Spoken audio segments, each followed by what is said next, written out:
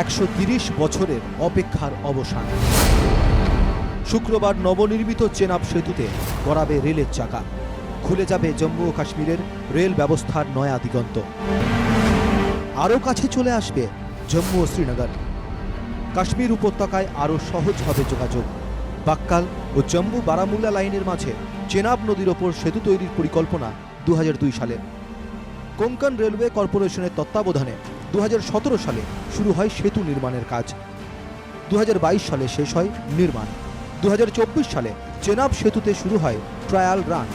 বেশ কয়েকটি সফল ট্রায়ালের পর অবশেষে প্রধানমন্ত্রী সূচনা করবেন রেল যাত্রার। বিশ্বের উচ্চতম রেল সেতু, টেক আর্চ নির্মাণ শৈলীর সেতু। নির্মাণে ব্যবহৃত হয়েছে ইস্পাত ও কংক্রিট।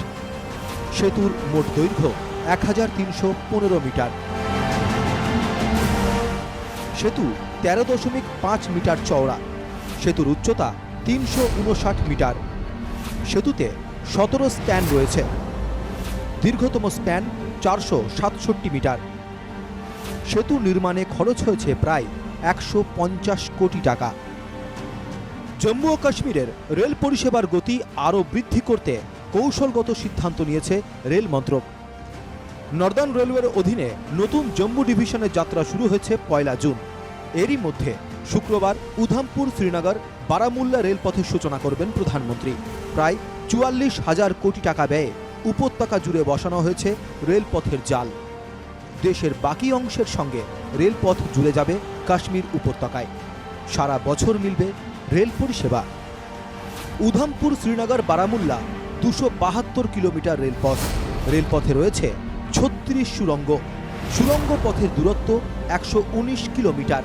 রেলপথে রয়েছে 943টি সেতু। জম্মু ও কাশ্মীরে রেল পরিষেবার আমূল পরিবর্তন হতে চলেছে শুক্রবার। একদিকে দেশের বিভিন্ন প্রান্ত থেকে কাশ্মীর উপত্যকায় সরাসরি রেলপথে পৌঁছানো যাবে।